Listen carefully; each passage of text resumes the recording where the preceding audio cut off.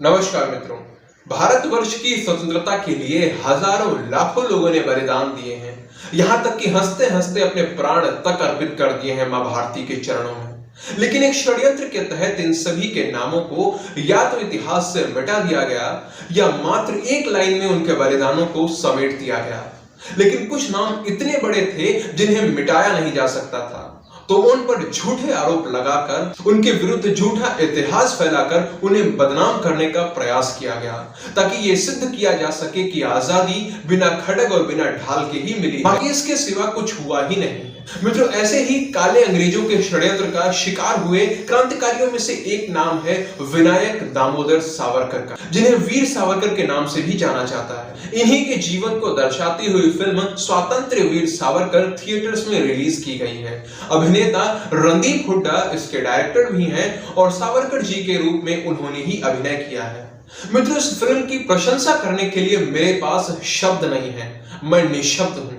मैं समझ नहीं पा रहा कि आखिर किन शब्दों में रणदीप जी का धन्यवाद करूं।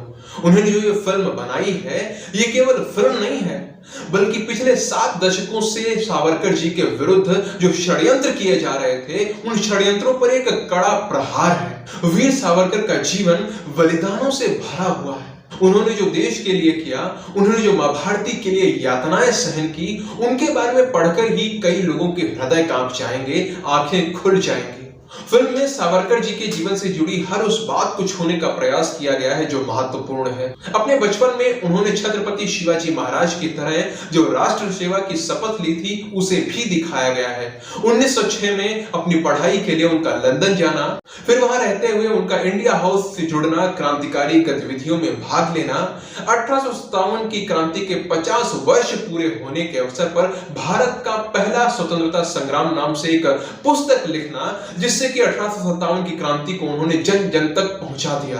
अंग्रेजों द्वारा उन्हें काला पानी की कठोर सजा देना, अनगिनत यातनाएं सहते हुए भारतवर्ष की स्वतंत्रता के लिए पल पल सोचना, फिर उनका हिंदुत्व के लिए कार्य करना, भारत को अखंड बनाने का उनका स्वप्न, नेताजी सुभाष चंद्र बोस और वीर बलिदानी भगत सिंह जी का सावरकर जी से प्रभावित होना, ये सब कुछ बहुत अच्छे से और क्रमबद्ध तरीके से दर्शाया गया है।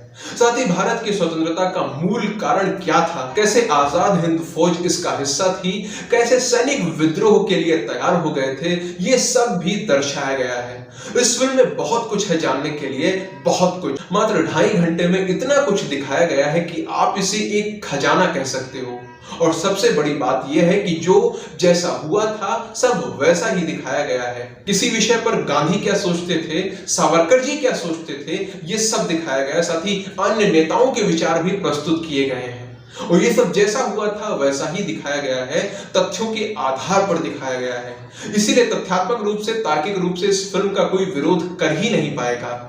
मेरा आप सभी से निवेदन है कि जितना हो सके इस फिल्म का समर्थन कीजिए।